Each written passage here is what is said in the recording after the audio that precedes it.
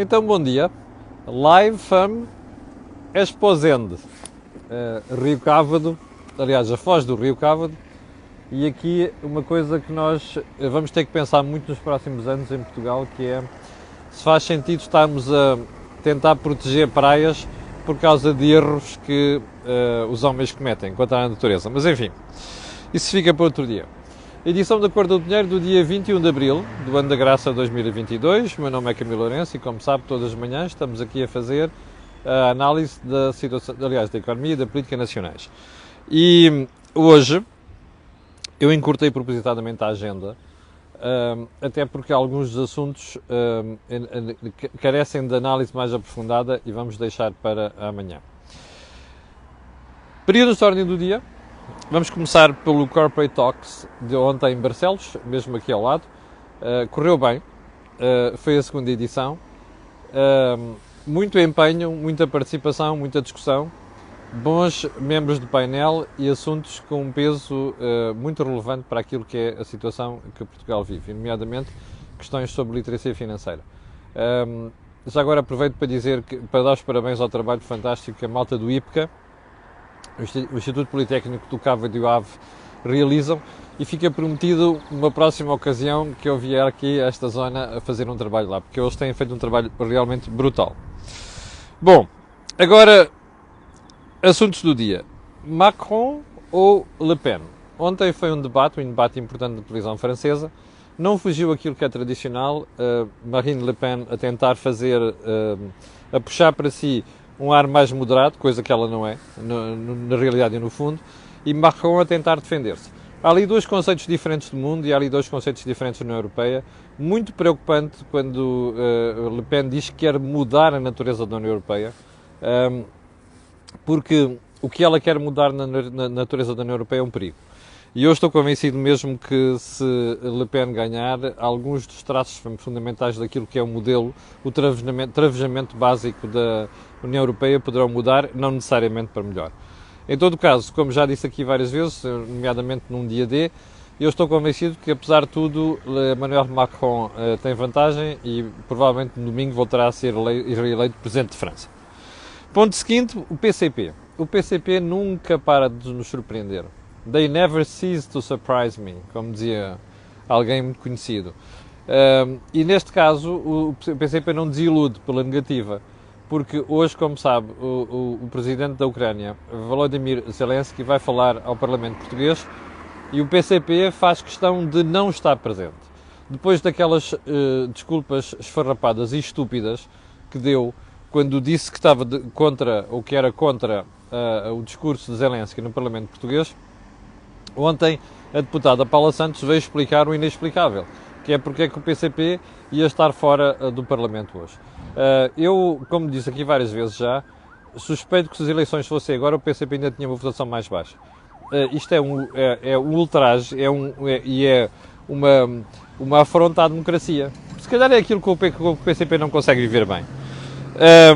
Ponto seguinte, ontem, numa sessão na Alfândega do Porto, o secretário de Estado do Trabalho, Miguel Fontes, saiu-se com uma tirada fantástica, a dizer que pedia provas de boa-fé a empresários e sindicatos nas negociações salariais.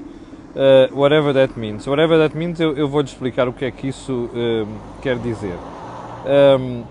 O Sr. Dr. Miguel Fontes avisou que a, entre aspas, redistribuição de riqueza não pode ficar para segundo plano, defendendo o arrastamento, entre aspas, da subida do salário mínimo para o resto dos ordenados. Eu não sei qual é a formação deste senhor, mas, como sabe, o bom senso não exige estudos universitários. O bom senso exige um bocado de conhecimento da realidade humana e nomeadamente, empresarial.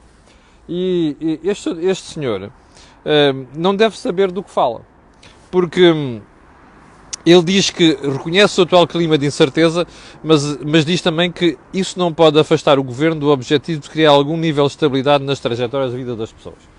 Bom, primeiro, a questão do salário mínimo é uma coisa que não devia existir. Há empresas que continuam a pagar aquilo, para mim, já disse aqui várias vezes, é uma estupidez. As empresas que pagam o salário mínimo, em minha opinião, deviam estar fora do mercado.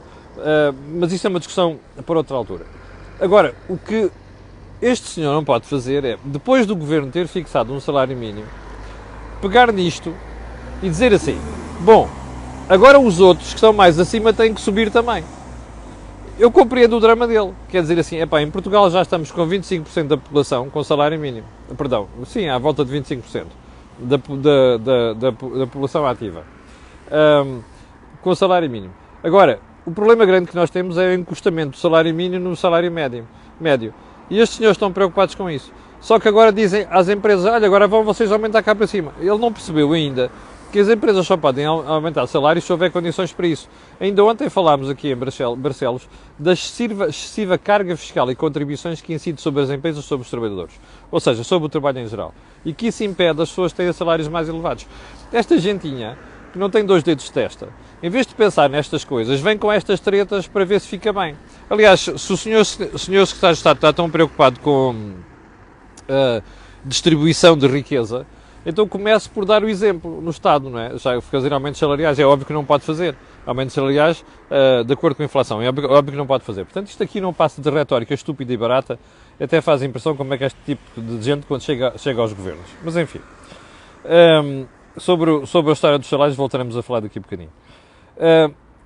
Ponto seguinte, António Costa, a história vem no Correio da Manhã de hoje, já lhe vou mostrar, está aqui a manchete do Correio da Manhã de hoje, e a manchete é Sócrates Aldrabonos. Isto, ao que tudo indica, por aquilo que eu já vi, mas ainda não vi o texto, ainda não tive tempo para isso, em matéria da Operação Marquês, parece que são confissões de António Costa em livro. Volto a dizer, Sócrates Aldrabonos. O Primeiro-Ministro conta episódio da visita à cadeia de Évora, onde o arguido estava detido e como o antigo líder socialista usou Mário Soares para o condicionar. Primeiro ponto. António Costa só fala disto agora porquê? Eu lembro-me ainda da história da visita de António Costa à cadeia de Évora. E lembro de António Costa na altura não ter dito nada que censurasse José Sócrates. E eu estou convencido que quando António Costa foi à cadeia de Évora, já estava convencido dos disparates, entre aspas, eu prefiro não utilizar o termo certo, que Sócrates tinha cometido. E portanto, o que é que foi lá fazer? Foi tentar apaziguar metade do Partido Socialista que continuava a acreditar em José Sócrates? Já agora, porquê é que vem dizer isto agora? Se António Costa tinha alguma coisa para dizer sobre José Sócrates, já devia ter dito. Agora, dizer, não sei quantos, como o antigo líder usou Mário Soares para tentar pôr contra António Costa, bom, eu acho que a história é mais preocupante do que esta. Como diz Jorge Marrão e Joaquim Aguiar nos think tank habitualmente, eu estou convencido que Mário Soares tentou demonizar o período de Passos Coelho precisamente para levar o país a fazer esquecer aquilo que foi o período de Sócrates. É muito mais grave do que isto. E já agora, se calhar, convinha que o doutor António Costa contasse mais pormenores daquilo que sabe sobre José Sócrates. É que não ficar por estas coisas só. É apenas um reminder. Bom, já agora por falar em manchetes também, quero mostrar-lhe mais uma, que é a manchete do Público de hoje. Eu não vi o texto ainda, como digo, ainda não tive tempo para isso, mas a manchete é esta. O Supremo Tribunal trava alojamento local em prédios de habitação. Se isto for exatamente como está aqui descrito, isto é um problema futuro para o alojamento local. Porquê? Porque a notícia diz que o acórdão aplica-se a todo o alojamento local, mesmo aquele que já foi autorizado. Está a ver o problema, não é? O manancial, o número elevadíssimo de casas que estão em alojamento local, neste momento, e o problema que isto causa às pessoas e aos investidores. Em todo caso, eu vou analisar melhor isto e depois, se for caso disso, voltarei a falar neste assunto. Bom, e agora sim, vamos aqui aos assuntos principais de hoje. Discussão no Parlamento. Fernando Medina jura que o Governo vai tirar Portugal do grupo dos países mais endividados da Europa. Primeiro, isto confirma tudo aquilo que eu tenho vindo a dizer aqui na Cor do Dinheiro nos últimos dias. Nas últimas semanas. Que é, Fernando Medina tem um problema de credibilidade. Aliás, a sondagem do Jornal Negócios, do CM e da CMTV, divulgada nos últimos dias, mostra isso. E quando você tem um problema de credibilidade e está em cargo de responsabilidade como ser Ministro das Finanças, a primeira preocupação que tem que ter é como é que eu vou dar a volta a isto. E como é que vai dar a volta a isto é criando para si uma aura de credibilidade, que é aquilo que Fernando Medina não tem, porque Fernando Medina, pelo encosto que tem a António Costa e aquela ideia de fretes políticos, não tem essa credibilidade. E, portanto, Fernando Medina tem neste momento esse grande desafio, que é transformar a sua governação, o seu tenure no Ministério das Finanças, num caso de sucesso. Ele precisa urgentemente disto. E então este é o grande desafio que ele tem. E como eu lhe disse aqui nas últimas semanas já, Fernando Medina vai fazer tudo, tanto a nível de execução orçamental, portanto a nível interno, como a nível dos mercados, portanto para os investidores, para que as pessoas olhem para ele e digam assim, epá, este tipo afinal não é o que a gente pensava, porque ele tem contas certas, porque ele está a tentar e está a conseguir reduzir a dívida pública, e isto vale para a questão interna e para questões externas. Bom, para a questão interna eu já lhe alertei aqui que ele vai ter a vida facilitada em 2022. E porquê? Porque como a inflação disparou, isto vai inflacionar o PIB. E portanto, como a riqueza vai aumentar e como eles vão segurar a dívida, o que se vai dizer, olha, a dívida baixou substancialmente a matéria de relação entre a dívida e o PIB. Bom, a riqueza. Isto é uma coisa artificial, como você deve calcular. E mais, como o PIB nominal vai aumentar e como não se atualiza os escalões do IRS de acordo com a inflação, que eu já lhe expliquei isso aqui também, isto é uma tributação encapuçada. E, portanto, o que é que isto vai fazer? Vai aumentar receitas fiscais, baixar o déficit e obter o mesmo efeito de descida da dívida pública. Isto são vitórias que não têm tradução na realidade. Porquê? Porque ao mesmo tempo o povo vai ficar mais pobre, não é? A inflação sobe, os rendimentos não sobem de acordo com a inflação, as pessoas ficam mais pobres. Mas, a médio prazo, isto vai criar um problema para o Governo, porque a subida das taxas de juros vai pôr pressão sobre os juros, não é? E sobre o serviço da dívida. Portanto, isto é tudo uma vitória de pirro e é uma vitória de curto prazo. Isto não serve a ninguém. Bom, mas quando o Fernando Medina diz nós vamos baixar, tirar Portugal de grupos mais endividados, esta é a tal promessa que visa garantir que ele ganha essa aura de credibilidade e o próprio Governo também. E como eu também já lhe expliquei aqui, isto mostra que o Governo vai fazer um esforço muito grande para ter um brilharete orçamental nos 2 primeiros anos, até vai, digamos assim, apertar o cinto para tentar libertar esse cinto daqui a 2 anos. Portanto, é isto que quer dizer. Agora, o que me faz impressão aqui é que a malta não questiona o Dr. Fernando Medina em relação a uma questão fundamental, que é, mas porquê é que ele só está a dizer isto agora? Porquê é que o Governo só está a prometer isto agora? O Governo de António Costa, que vem desde 2016, teve todas as condições do mundo para fazer um brilharete.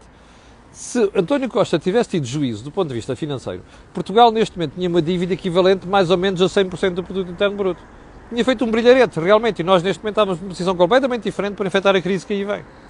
Ora, não fez. E não fez porquê? Porque passou a vida a desenvolver rendimentos que nem sequer nós tínhamos. Ou seja, não havia sequer folga. A folga, se falou muitas vezes, não existia, pura e simplesmente.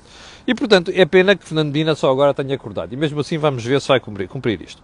Bom, primeiro ponto do programa de hoje, das matérias mais importantes, vou-lhe mostrar aqui uma manchete que é para você perceber aquilo que eu digo quando me refiro ao Partido Socialista e ao Bloco de Esquerda como Partido dos Impostos. O Bloco de Esquerda, eu costumo apelidá-lo de Partido dos Impostos, mas eu acho que o PS está a fazer um grande esforço para chegar aos pés do Bloco de Esquerda. Olhe para esta manchete, é a manchete do meu jornal, Jornal de Negócios, e que diz assim: reforços de capital com imóveis arriscam pagar mais IMT. O IMT, como sabe, é um dos impostos mais penalizadores. E então o que o Governo está a tentar fazer é criar alterar a lei fiscal para dizer que quem aportar em aumentos de capital, nomeadamente nas empresas, imóveis, vai pagar IMT. Bom, isto é típico do Partido Socialista. A única coisa que sabe fazer é subir impostos. Isto é uma estupidez, penaliza investidores, penaliza empresas, mas confirma que aquilo que eu lhe tenho dito aqui há uns tempos esta parte, que é, com as finanças públicas no estado em questão, o Governo não pode baixar impostos. Pelo contrário, vai subir impostos. A carga fiscal vai aumentar e esta é mais uma prova disso. Bom, segundo lugar, voltamos a João Leão, que foi a nossa conversa de ontem por causa da manchete do Público. O Dr. João Leão, ex-ministro das Finanças, ontem meteu um comunicado cá para fora a dizer que não fez nada de mal e que não participou naquela decisão que foi entregar 8 milhões de euros ao CVTT, o tal Centro de Tecnologias, de Valorização de Tecnologias, Transferência de Tecnologias, aliás, do ISCTE. 8 milhões de euros. Para já, tenho que lhe dizer uma coisa e vou dar conta disso um dia destes. Há uma porrada de instituições em Portugal, de ensino superior, politécnicos e universidades, estão fulas com isto. Porque tiveram, algumas delas, aliás, muitas delas pediram dinheiro ao Ministério, ao Governo, e o Governo não deu. E esta foi a única exceção. Bom, o que é que interessa reter aqui? Para já, finalmente, os partidos de oposição acordaram. E para já também comentaristas acordaram. Hoje já vi o editorial no Público do Manuel Carvalho a falar do assunto. Não percebo porque é que não se falou mais cedo. Mas enfim, o que interessa é que o país acorde para estas coisas. E o que é que está aqui em causa? Eu não quero saber se o Dr. João Leão, como Ministro das Finanças, pegou no dossiê e disse assim: Manuela, João, ou Tiago, despachem isto. Não me interessa. O que interessa é João Leão era membro de um governo, era Ministro das Finanças, era o Ministro das Finanças das cativações, que cativou tudo e mais alguma coisa. Mas depois outro membro do governo aprova a transferência dos 8 milhões de euros. Aproveito para dizer também que neste processo as coisas estão mal explicadas. E porquê é que estão mal explicadas? Maria de Lourdes Rodrigues, reitora do ISCTE, tem um problema com o Manel Heitor, que é o anterior Ministro do Ensino Superior. Aliás, a primeira já começou a fazer disparates. Eu ainda dou conta aliás, a atual Ministra já começou a fazer disparates. Eu ainda dou conta disto. Daqui a uns dias. Mas enfim. Mas dizia-lhe eu. Manel Heitor está de cadeias às avessas com Maria de Lourdes Rodrigues. Isto a gente sabe. Porque Maria de Lourdes Rodrigues, numa certa altura, quando foi Ministra, destratou uma série de gente. Ela tinha razão numa série de coisas de educação, como eu até na altura apoiei. Mas a senhora não tem tino, uma série de coisas. E destratou várias vezes Manel Heitor. Manel Heitor está full com aquilo e, portanto, algumas das informações que estão a sair, eu imagino que Manel Heitor deve estar a rir a bandeiras despregadas daquilo que é o entalanço que Maria de Lourdes Rodrigues e o Ministro João Leão estão a levar. Mas, enfim, o que interessa aqui reter é isto. O Sr. Ministro João Leão era membro de um governo.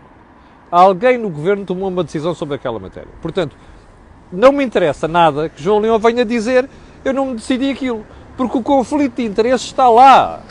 O conflito de interesses existe e, portanto, a única coisa que se pode dizer aqui, isto é uma falta de ética a todos os tipos de títulos inadmissível. Eu sei que António Costa é vezeiro nestas porcarias, os governos dele fazem as maiores patifarias em Portugal e ele sai sempre por cima. Mas isto não pode continuar. E mais, eu só vejo uma solução para João Leão. É admitir-se do cargo que aceitou, que é presidente do tal centro e vice-reitor do ISCTE. Porque o conflito de interesses que aqui é configurado é um atentado à democracia. Bom, já agora, Fernando Medina, questionado sobre essa matéria, diz, não, eu secundo o meu antecessor. Quer dizer, eu não quero saber se secunda. Eu quero é que Fernando Medina explique se há aqui um conflito de interesses ou não, o que é que ele acha do ponto de vista da ética republicana, a célebre ética republicana. Bom dia, olha, um apoiante da cor do dinheiro. Exposendo e noutros sítios, não é? A questão aqui é que Fernando Medina tem que explicar, não é secunda, é se há um conflito de interesses ou não, porque esse conflito de interesses é inadmissível em democracia, na tal célebre ética republicana. Bom, António Costa ontem veio dizer que o atual, numa entrevista que deu para aí, não sei das quantas, que o atual pico de inflação não vai ter continuidade. Sabe porque é que isto é? Isto é uma mentira, mas António Costa está a utilizar isto e vem citar as agências internacionais, não sei das quantas, porque lhe dá jeito. E sabe porque é que lhe dá jeito? Porque já viu os sindicatos a levantarem cabelo e sabe que vai ter contestação social em Portugal, a começar pela administração pública. E, portanto, António Costa quer dizer assim, bom, se a inflação vai voltar a cair, porque é que eu agora vou fazer aumentos salariais para acompanhar aquilo que é suposto ser uma subida temporária de preços? Está a perceber a jogada? É isto que você vai ter pela frente nos próximos tempos. E já agora, o Primeiro-Ministro, embora tenha dito que não descarta aumentos no Estado, e eu vou-lhe garantir aqui que os aumentos não vão ser de acordo com a inflação, mas vou-lhe garantir singelo quanto a dobrado. Você ainda teve mais umas declarações que confirmaram isto ontem. Mariana Vieira da Silva, a Ministra da Presidência, que, quando foi questionada sobre o assunto, disse isto. A atualização anual é apenas uma das dimensões dos salários. O Orçamento do Estado prevê aumento da massa salarial de 2,5% de funcionários, com o efeito das progressões, sendo que o valor aumenta 3,6% com novas admissões. Já percebeu o que isto quer dizer? É muito simples. Mariana Vieira da Silva está... e mais. Todos os passos que são dados têm que ser sustentáveis no tempo. Todas as instituições internacionais referem que vivemos um pico inflacionista de conjuntura que é transitório. Está a ver a coincidência de discurso entre o Primeiro-Ministro e a Sra. Ministra da Presidência? O que eles estão a querer dizer é o seguinte: olha, como isto é temporário, não faz sentido nós estarmos a aumentar os salários, nem para já nem atualizar aqueles que aumentámos no próximo ano, de acordo com a inflação. Grande jogada, já percebeu? Mas eu acho que os sindicatos também já perceberam isto. O último ponto da conversa de hoje que eu gostava de tratar era António Costa a comentar aquele artigo que Cavaco Silva no Público diz que o antigo Primeiro-Ministro deve estar um bocado azedo. Eu vou tratar disto amanhã porque ele faz aqui umas comparações que eu vou-lhe mostrar que são verdadeiramente mentira. Ok? Chegamos ao final do programa de hoje. Quero agradecer às 7.200 pessoas que estão em direto. Quero agradecer à malta aqui de Esposente também e do Barcelos. E quero, para o final, pedir-lhe aquilo que peço sempre, que é colocar um gosto e fazer partida nas redes sociais. Também sabe porquê. Aquilo que houve aqui, não houve em mais sítio nenhum. Obrigado, com licença, tenham um grande dia e até amanhã às 8.